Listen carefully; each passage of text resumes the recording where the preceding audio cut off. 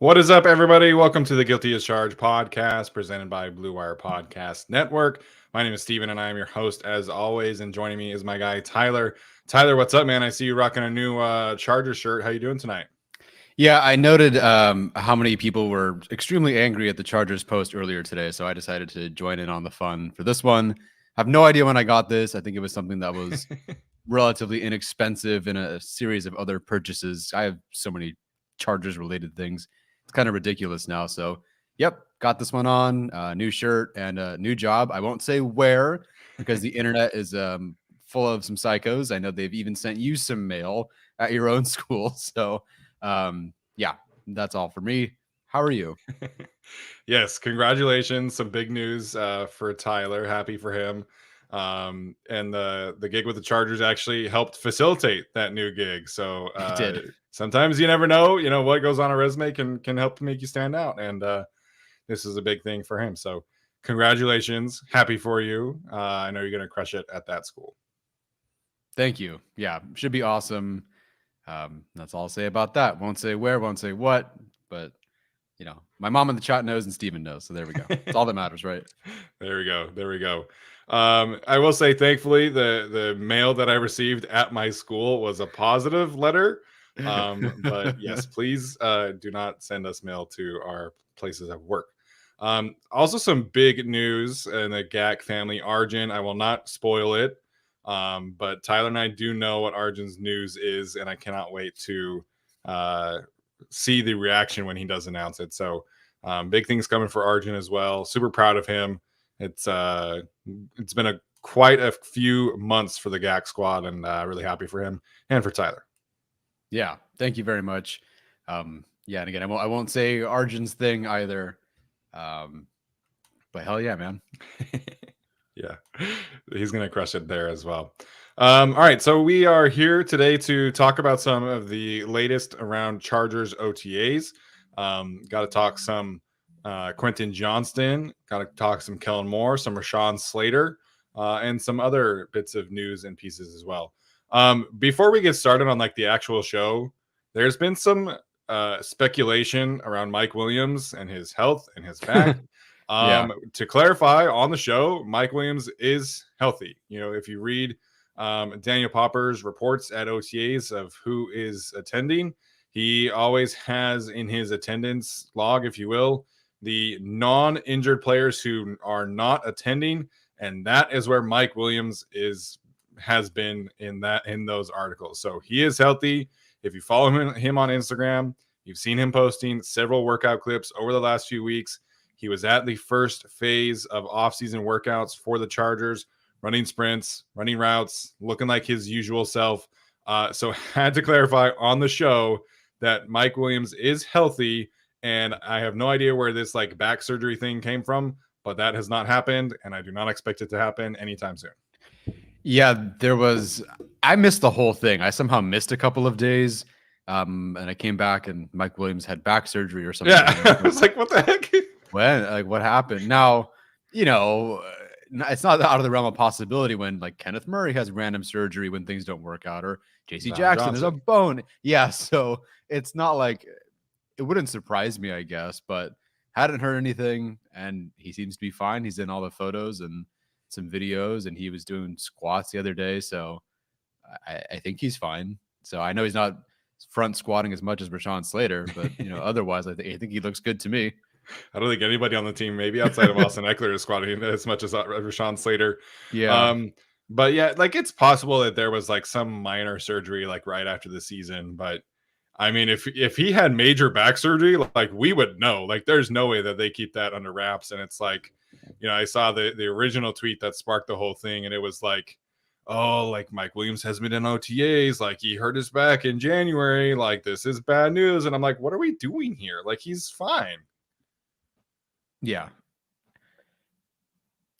I don't know. I don't even know who decided to. I guess maybe we didn't know about Zion's thing until Kellen Moore just casually dropped it. Yeah. But no one's going around trying to find out anything about a minor procedure for a guard Mike Williams is such a very public injury that happened to him that was, a whole media storm. I just don't think that if there was another procedure that they'd be able to hide it. So I'm glad he's healthy. Yeah, and Zion, like we all love Zion, but like he's a rookie. You mentioned he plays guard. Mike Williams is a very relevant, wide receiver in fantasy football and on social media, on the Chargers. He makes $20 million a year. Like, there's just no way that a major back surgery would be hidden from a player or about a player like him. So, definitely had to talk about it because people keep messaging me about it, mentioning me in every single tweet. Have you talked about Mike Williams yet? Like, is he healthy? And it's like, okay, well, let's just address this now. He's healthy. He's fine. Some minor other wide receiver news. The Chargers did cut Damon Lloyd yesterday. They signed Darius Shepherd today.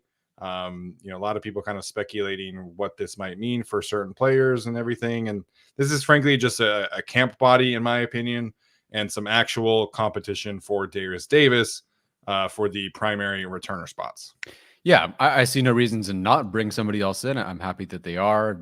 Don't know what happened with Lloyd, I guess, but maybe it's nothing. Maybe you just wanted to bring him in, see what you got. And if he's contributing on special teams, or at least they want to give him some sort of run there. Again, who am I to say no to one Ryan Ficken? So does he make the roster? No. I don't know what his background is, what his stats are or anything, but if 5 guys make the roster, it's 5 guys and it's not him. If 6 guys makes the roster, then it's Quentin and it's not him. So I just, no offense, camp body, happy to have him on board. Hope he is awesome.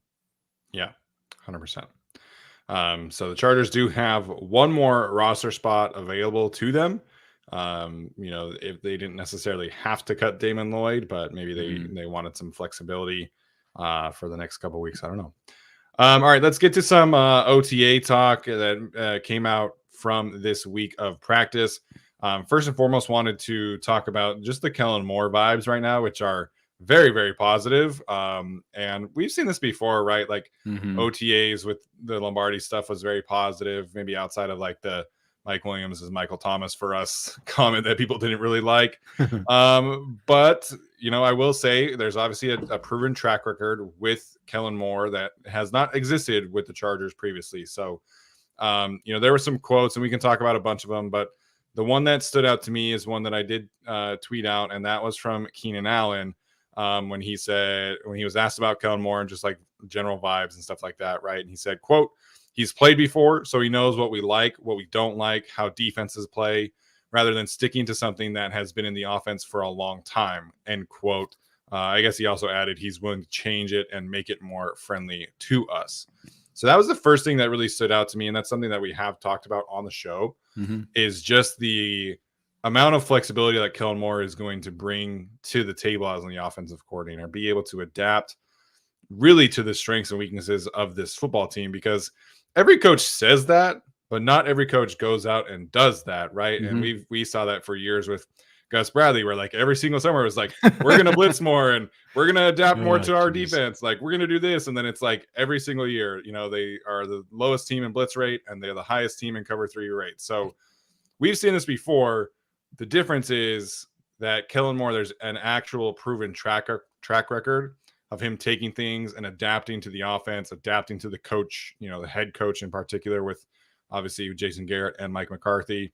So this quote to me stands out because we've seen it happen with the Cowboys, and I do expect this to be reality for the Chargers.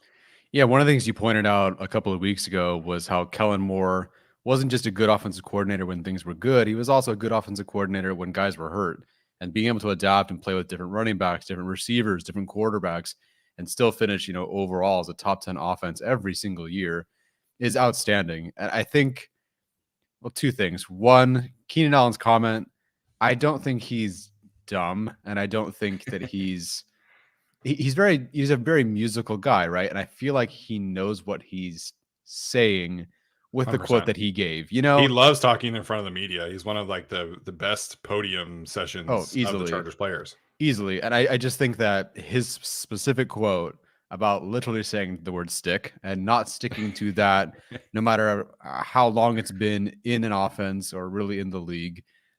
I'm not saying it's a jab, but I think I understand what he's saying there about the specific difference between these 2 guys.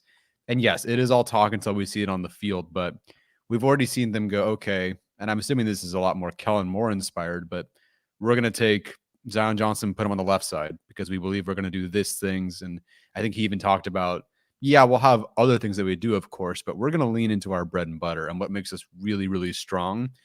I don't blame them. Run left, do whatever you can with that duo, that trio on the, left tackle, left guard, and center. So those changes, the way that the receiving room is either more diverse or we'll just have more bodies in it. Like you can see that this offense, for better or worse, is going to be different with Kellen Moore. There's a vision that goes beyond just the talk. I feel like he, whether by philosophy, whether by roster changes, the kinds of receivers that they have on the team, you can clear that there's already an implementation of this vision, and it's really promising. Yeah, and Kellen Moore has said a couple of times in a couple of different things, like he doesn't want to take away the things that this Chargers offense like feels comfortable with and it is capable of running. So like brace yourself, like you will see Stick run occasionally. Like they're not going to just stop running it because Joe Lombardi is gone, because there is some overlap, right? Like Mike McCarthy and Joe Lombardi share a coaching tree. Mm-hmm. And so there are going to be some Joe Lombardi things that we see. But he's pointing this out, and Keenan Allen pointed this out too, that Kellen is going to call the offense differently. And so, like, you might see Stick like maybe once or twice a game. You're not going to see it like 15, like with the previous regime, but you will see it. So, like, don't freak out when you see that play called on film or in the game or whatever. But it's that difference that Kellen Moore is going to bring to the table. And Keenan Allen also pointed out that's probably where Quentin Johnston comes in too. He was like, Herbert has a cannon. Mike can go deep. Quentin can go deep. I think we go in deep is basically what he said. And I think that's where you'll see the difference, mostly with just a more aggressive downfield passing attack than the last 2 seasons. Yeah, it's going to be exciting. And we just did our record prediction episode for the Chargers. Not quite a record prediction, but a game-by-game sort of breakdown. And, I'm slowly climbing towards, I don't think I'll ever get to 12-5 for a record prediction, but we both finished at 11-6. And I really think what we've been hearing out of OTAs about Kellen Moore, what we've seen about Quentin Johnston so far in shorts, I get it. It's all promising. You can't help but feel at least optimistic about, their prospects moving forward. Did we find out if Kellen Moore is going to be an on-the-field play caller? Is he? He's always been on the field, so I would assume that continues. Maybe we see some of the other position coaches move up top to the booth as opposed to how the Chargers used to do it with Joe Lombardi in the booth and everybody else kind of on the floor. So I would expect him to continue to do what is comfortable for him. Yeah, that makes sense. Derek Ansley's definitely not going to the booth. I don't see him at all as a booth guy. He seems like right with the players on the sideline, yelling and cheering. He's fun, man. I love watching all the mic'd up stuff of him. Yeah, it's funny you bring that up. Joey right here in the comments, he says, this is off subject but meaningful. How do you guys feel our defense is going to do? New DC, I love his confidence, energy, swagger he brings.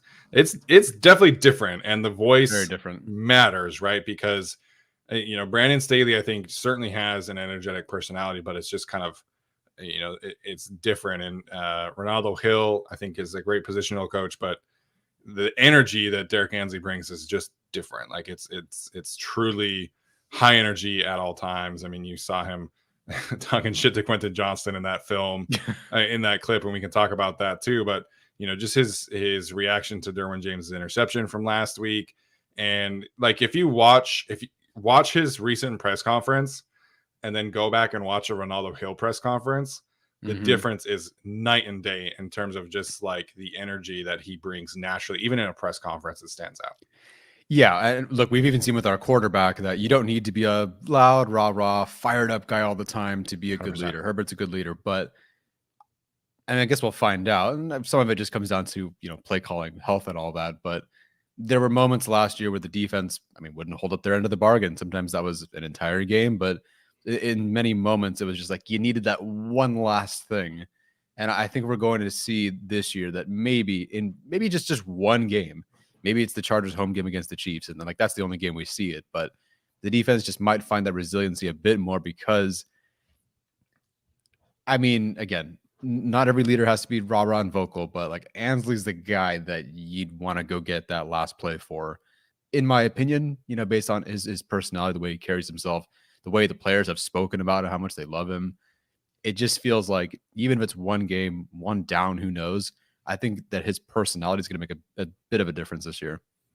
Yeah, and I think Brandon Staley is going to continue to call plays on defense, but Totally. I would not be surprised if, like, they get to the preseason and Derek, because Ronaldo Hill would call plays during the preseason games. And I assume that Derek Gansey is going to be doing the same thing. So I wouldn't be surprised if, like, he's just more involved in, like, how the games are called because of him doing well in the preseason. Like, he just has a vibe of, like, a future head coach. And he's talked about this. He's been very vocal about it. Brandon Staley called him, like, one of the hottest coaching candidates of last cycle. Most of it was, college level, but if they kind of expanded his role more so than Ronaldo Hill had, I would not be surprised this year. Yeah, theoretically, he takes a big step, or excuse me, the defense takes a big step forward because just of health. And I think all things considered, I really thought that Herbert would get Lombardi hired regardless of play calling. That clearly didn't happen. Yeah. But, the defense has the potential with the players that they have. It's enticing. At minimum, I think he would get an interview if the Chargers do well. I hope they do well, because if, everything collapses and they don't do so hot, Derek Gansey goes and is, maybe the DB coach again, wherever, Staley might get a defensive coordinator job or something. So I hope I hope he continues his ascension, because again, the way he carries himself and just the way the players talk about him, on and off record, it's just very, very positive. They just love him so much. And I don't really hear that as much with a lot of different coaches, especially at the time when he was a DB coach or the secondary coach.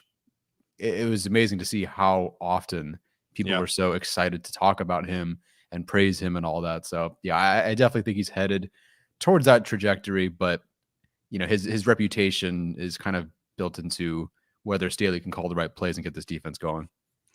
Yeah, that's true. We can definitely look at, the track record of player development under him as well. I mean, Asante Samuel Jr. was not exactly considered like a home run prospect, and he comes in and right away and is an above average corner. Alohi Gilman has taken significant steps. That might be his like biggest calling card. Because Alohi has really come in and played some really solid football for them. We saw a little bit up and down with Nasir Adderley, but there were some flashes, right? But if he can help continue this ascension of this secondary, then I think you can look at him as a clear-cut defensive coordinator candidate, maybe head coaching candidate at college at this time next year. Yeah, a lot of ascension for different players, or career years, or career resurgences. Man, I know Kyle Van Noy is officially not coming back, but like he had a legit, I don't know about resurgence because I don't know how many years he has left, but he really went out strong to finish out the season. And I think that part of that is not necessarily Ansley, but like a lot of guys on the defense had great years last year. And I think that could continue this year with, I don't know, maybe it's Kendricks this year. Maybe it's Gilman again taking a step forward. Austin Johnson, if he stays healthy, that's an easy career year for him, I think. So, yeah, I could see that. Yep, absolutely. Okay, so next thing that I wanted to talk about here is, we talked a little bit about Quentin Johnston, but that video of Derek Ansley was like, okay, like this coaching staff loves Quentin Johnston, and we've heard a lot of talk. There was a lot of talk about Zion Johnson. It's different offensive line, wide receiver, but I feel like Quentin just like constantly, like people are just like, hey, like this guy is moving around here different. Keenan Allen did point out that there has been some, playbook struggles, which is totally understandable. Quentin acknowledged that himself on our show. A little bit different going from TCU, where you probably have like 3 or 4 plays to this kind of offense where Kellen Moore has trees all over the place in terms of his roots, right? And so it's a little different in terms of that regard, but his athleticism just continues to jump off the screen. The Chargers doing a very good job of highlighting that, with the one-handed catch yesterday. But it's been fun, man. And I think it's also important to point out that all of the videos so far have been, very nice hands catches away from the body, one-handers, contested catches. So everything is very positive right now on the Quentin Johnston front. It really is. We'll see when we get to training camp, of course, because then you have more eyes, and I think either no agendas or many agendas, but regardless, you're going to have people to say that, oh, he dropped this or he got locked up by this guy or whatever. So maybe things change, but right now you can't help just but feel good. And I kind of made a joke about it when he like first got on the field and he was catching the ball with his hands. And we're all just kind of like, haha, look, he's doing it. Yay. The thing. But then it's like, then the next day, then the next day, then the next day. And people are really raving about him. And he looks, I love when he catches the football from Herbert and he smiles. Like, I don't know what it is. Like, maybe it's just going from Duggan to Herbert, but like it just looks really good so far. I know there's no pads, no DBs. It's not 4th and 4 and he needs to win a slant route, and by golly, hope he catches it. But it all looks so good so far. And it is kind of scary to think that if they fix the drops issues, and again, we won't really know. And part of it's just contested, right? And playing tight with the DB. But like if they fix the drop issues, I didn't really have many other strong complaints. Yeah. Not that I think he's Jamar Chase or anything, but that was the one that significantly knocked him, down the rankings. So I don't know, man. I don't know what we're in for. I don't know how many touches he's going to get, but I am feeling the hype for this one. And again, we've talked about it, so I want to be consistent. He's not going to be offensive rookie of the year unless somebody gets hurt. So we hope that doesn't happen. But like, I don't know, man. I'm feeling the maximum for what his potential is in a wide receiver 3 role that isn't more than, I guess, 75 targets this year. But I just feel like that max could be hit this year because, yes, the playbook is different, but I feel like his skill set is like what he can do early on. Same with like a Jonathan Mingo that we kind of suggested. Like he can do those 3 things that he did at TCU right now, and that's a strong compliment to the offense and what they can do. So yeah, even though the playbook, I think he talked about, with you, like went from like, this to like this. Yeah. But which is good to hear, I guess, right? It's not just one page that says stick. So how and Philly special. So I'm happy they're doing it's a big playbook. Yeah. But yeah, it's pretty cool to see how strong of a start he's had so far. Yeah, absolutely. And one of the things too, like it's like the physicality is definitely standing out, but Daniel Popper pointed this out that he had a really quality route in a red zone package against Asante Samuel Jr., where Johnston lined up outside and Asante was across from him man coverage. And Daniel Popper wrote that at the snap, Johnston faked an out route before cutting inside on the slant. And Samuel was completely fooled. And Johnston converted it for a touchdown. Mm-hmm. It was a good throw by Acing Stick, apparently. And wow. Yeah. Stick had a big day this week, apparently. So shout out to Acing Stick. All right. But like I think he has been underrated as a route runner. Like you mentioned, the drops were kind of the big concern. For me, it was just like the contested catch rate as well was a concern. Mm-hmm. But if those 2 things are solved, man, like Quentin was pretty no-brainer wide receiver 1 in this class. Yeah, JSN is kind of my asterisk there, but then again, that comes down to like maybe health too. But sure, yeah, no, if he had a low drop rate and a high contested catch rate, yeah, the 6'2" guy, who is very healthy and very productive, yeah, he would. But again, that's a lot of ifs, a lot of buts. We got to see on the field. Yeah. So lots of excitement brewing. I think Quentin is going to put on a show at training camp, and fans are going to love it. It's going to be a lot of fun to see what that looks like. Okay, so the other thing that definitely wanted to mention here is the Rashawn Slater aspect of things. Clarifying yesterday, or I guess that was Tuesday, that Rashawn is 100% healthy. Bicep is basically no issue at this point. He was talking about it that they had planned for him to basically play potentially against the Jaguars and definitely the round after that. And so basically he's had like a normal offseason. Like he's done some treatment at the opening onslaught of the offseason, but he's ready to rock. He's had a normal offseason. He's worked with Duke Manyweather as he always does with Trey Pipkins as well as Foster Sorrell. But obviously great news to hear that Rashawn is 100% ready to rock for training camp already. It's so easy to forget how good he is. And yeah, we didn't see him, for most of the season, but I mean, arguably, I guess, spot for spot at a specific position, he's technically the best player on the team because he's probably third, maybe as a tackle, as a left tackle. Herbert, floats in like that top 3 too. But I mean, the notion of getting back somebody like you watch the Lions and Penei Sewell, or you watch the 49ers and Trent Williams, and it's just significantly different. They're on a different tier with what you can do, how they move. Again, all respect to Sawyer, but it's just very different. And you want a phone booth tackle, Slater can do that. You want him in space, Slater can do that. Like, it's exciting just to see that he's going to come back. And thankfully, for all the injuries to have for an offensive lineman, especially a guy with back issues, it was a bicep and it was awful. And I'm sure it hurt and it sounds terrible, but it wasn't an ACL. It wasn't a knee issue. It wasn't like a torn hammy or something. It was a bicep, which I feel like is, better than most things. So I'm just excited to get him back. He's bearded, he's angry, and he's next to Zion Johnston, who's the only other guy who I would consider like as athletic as him. Yeah. And these are two guys that can move and scoot. You can see it in real life. Apparently you can see it in Madden. Although I think he made him a little chunky. I feel like Madden had him like Madden did Zion so dirty last year. It was awful. I feel bad sometimes. Well, if you're not like the receiver or quarterback, you're basically just some like, I don't know, some fatso on the street. Yeah, basically. Yeah. I mean, different ethnicities and everything. But anyway, excited to have him back. I'm glad he's 100%. Wouldn't have expected anything different, but I'm just excited to see what they do with Zion and Slater. And they've talked about it. We're going to do this. I wish I had Argent stats in front of me, but I believe they were particularly strong. Bring that up. Yep. Yeah. You can bring it up if you have it then. But I think it was counter and something else.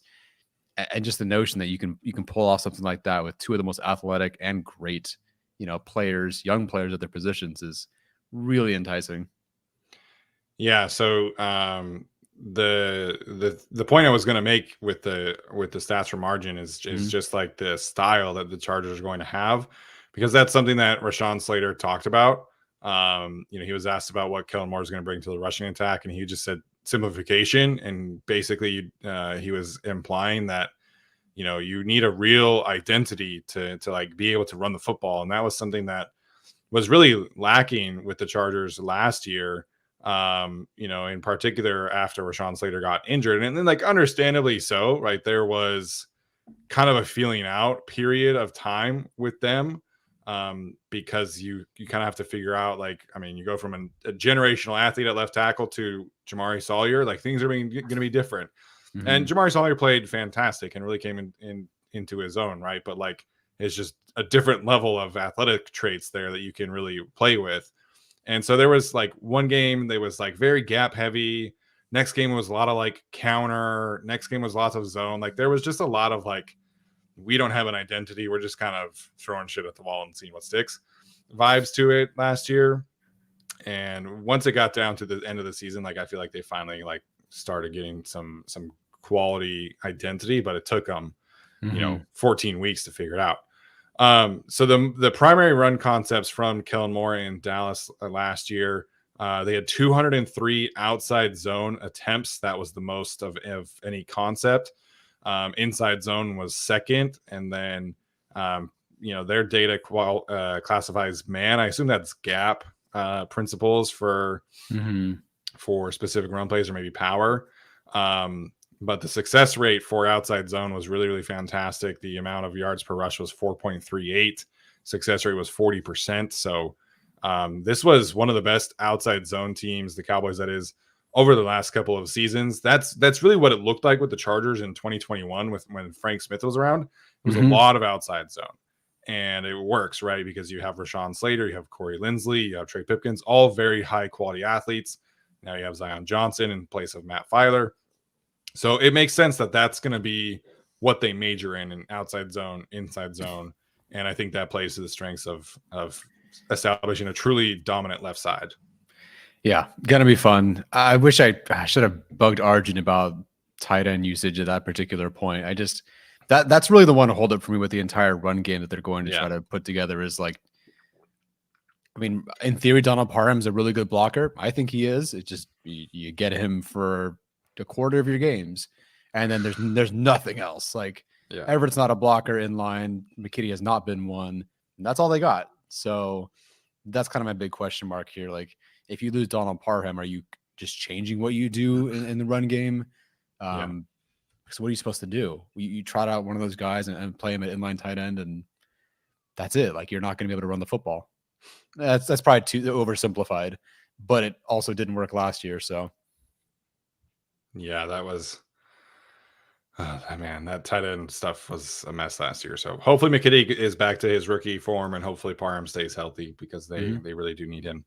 The other thing that Arjun shared with us is that the Cowboys with counter were not super efficient, but they were very, very explosive. They had a high explosive play rate using counter. They had 32 rushes with counter, and basically it had a 12% explosive play rate, which is fantastic.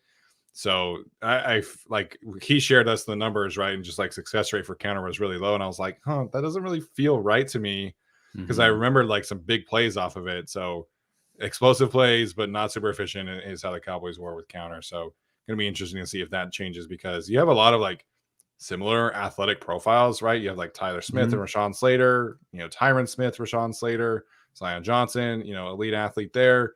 Obviously, you have Corey Linsley, Zach Martin over there in Dallas. So not to say that the Chargers have Tyron Smith and Zach Martin, because those are two Hall of Fame offensive linemen, in my opinion. But athletically, like, you can do a lot of similar things with them. So I think Kellen is feeling pretty good about the opportunity to run the football this year. Do you know what? Excuse me. Do you know what Tony Pollard's like athletic profile is? Does he comp to anybody that the Chargers have on the roster? Just curious if the explosive plays came from an older Ezekiel Elliott. Did it come from Tony Pollard being very fast? I have no idea. I don't believe he was any kind of exceptional athlete, but that's the Chargers roster right now. Just curious if there's enough of a comparison, I suppose. I'm trying to find one right now for you. Yeah, no problem. Tony Pollard certainly seems athletic to me when I watch him. No, I think so too. I mean, like, not like a 9'9", RAS sort of type. Maybe I'm wrong.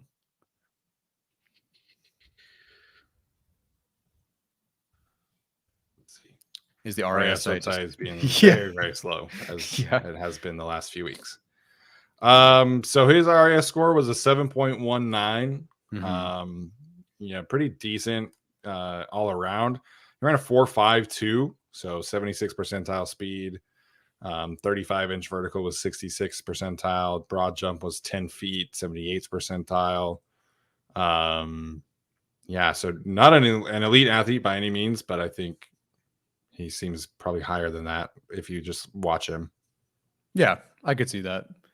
Just good to know that they were able to manufacture a significant chunk of explosive plays with that kind of player who's significantly more athletic than I'll ever be, and just through blocking schemes. So that's cool. Yep, 100%. All right, Tyler, anything else you wanted to talk about with Rashawn Slater or the run game or anything like that? No, man, I just want the pads on. I want to go to training camp. I want another 500,000 views, video. I just want all those things. Yeah.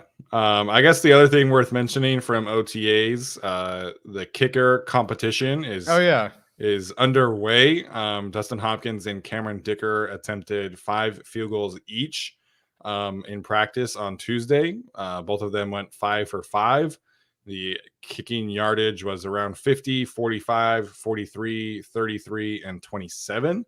And like I said, both of them went 5 for 5. So good to see the kicking battle taking shape. It's going to be very, very interesting to see how that plays out, because, Dustin Hopkins was kicking at a very high level before he got injured, and you never really want to see a guy lose his job just because he got injured. But then Cameron Dicker came in and also kicked very well. The playoff miss still hurts. Understandable that he will not be 100% at every kick, but this is by far the best I feel about the kicking battle that we've had in my lifetime. Like, we're not too far removed from like Michael Badgley and Tristan Vizcaino. So Dustin Hopkins and Cameron Dicker should be fun.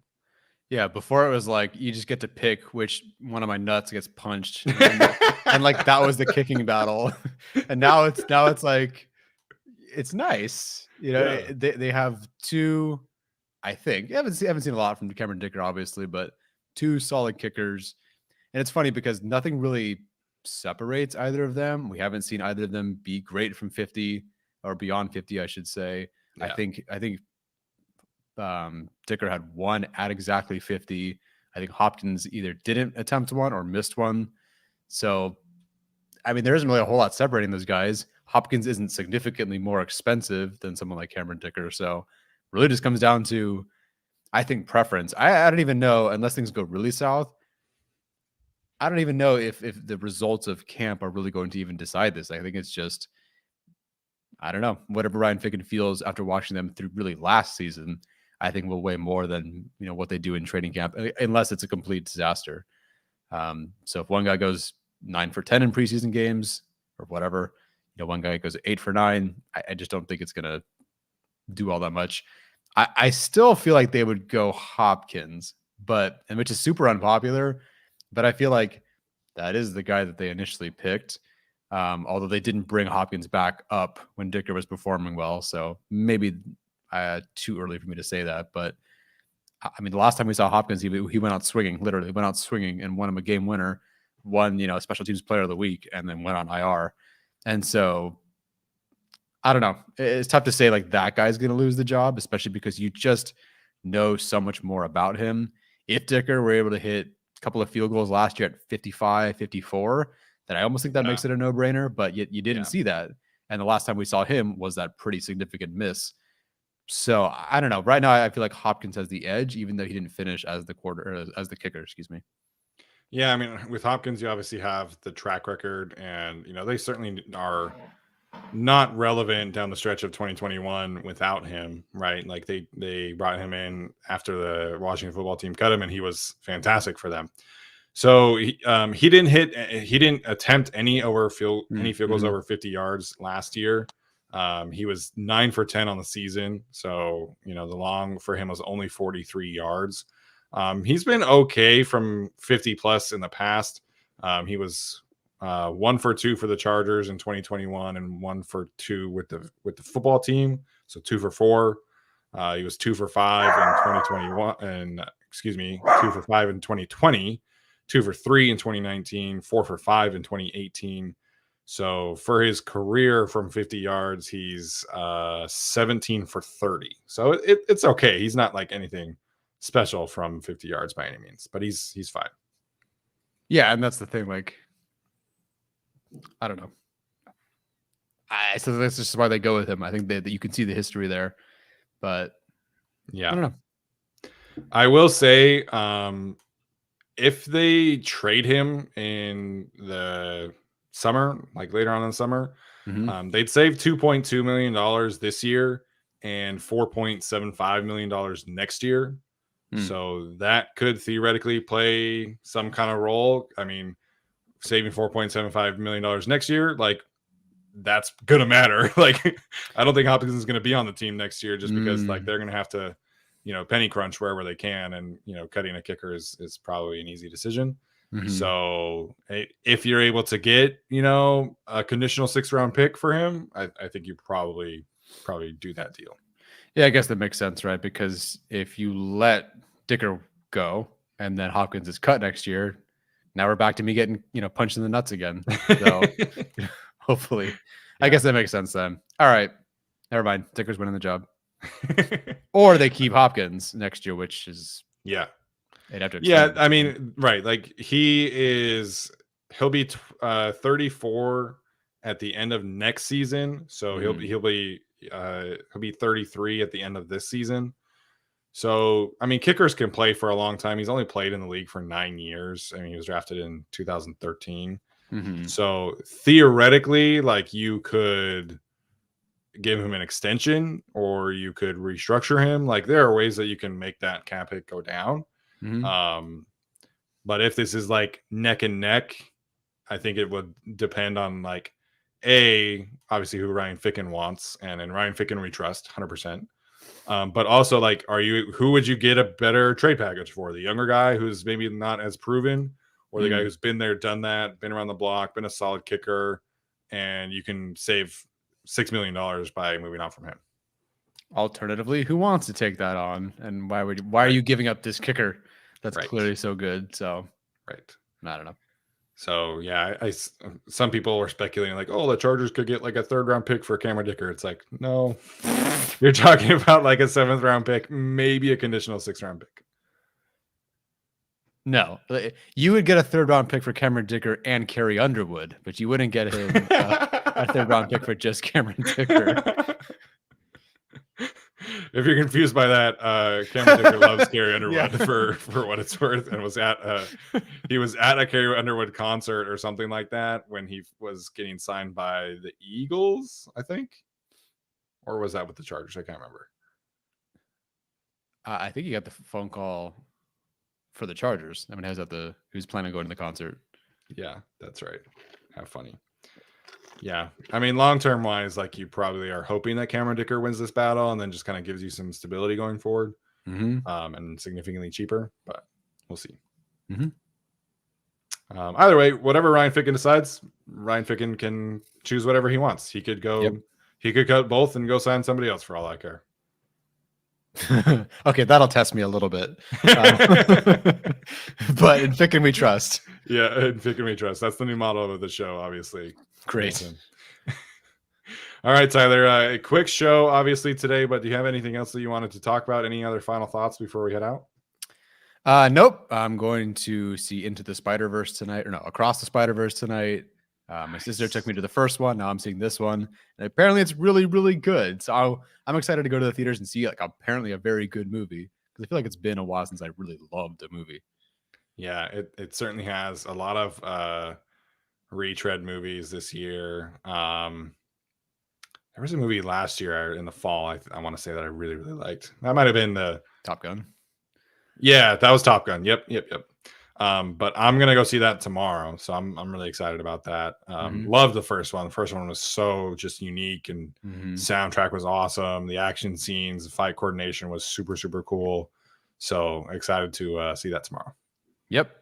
Any plans for the rest of the week, Steven, other than that? No, Brooke's best friend is getting married on Saturday, so that's what we're doing that day. The poor couple, we've had like great weather in Fresno for like the last week, weirdly, and then we have hot tomorrow, hot Saturday, hot Sunday, and then we're back under 90 degrees next week. So I'm like, that sucks. They get 97 on Saturday, and then all the other days are like 86, 87. Wow, man, that sounds terrible.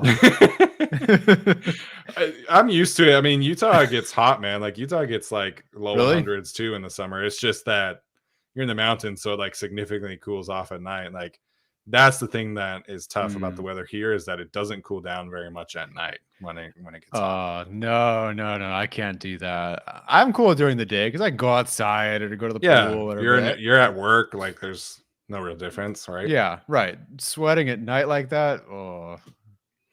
We went to a Fresno State football game 2 years ago, and it was like middle of September, and it was like 7:00, and I was like literally just like sweating.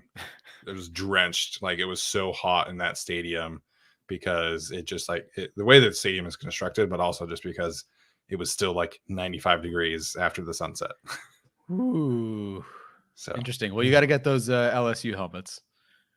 Oh yeah. Would love some air conditioned helmets. That'd be really cool. Yeah, I just wear it on the show. That sounds great, honestly. Just have a little AC going. Yeah, 100%. Love that. Great end to the show talking about weather and air conditioned helmets. Yeah, on brand. Very on brand. So that's going to do it for us today, guys. Appreciate everybody for tuning in. If you missed it, please go check out our Tuesday episode, which actually came out yesterday due to the Memorial Day holiday. So go check that out on the Chargers channel. And then we will be going live again this weekend at some point as well. So appreciate the late super chat from Tyler's mom, as always. And again, congrats, Tyler. Appreciate him. Congrats, Arjun, as well. Going to announce his news later next week. Can't wait to see that. So thanks, everybody, for tuning in. We'll see you next time.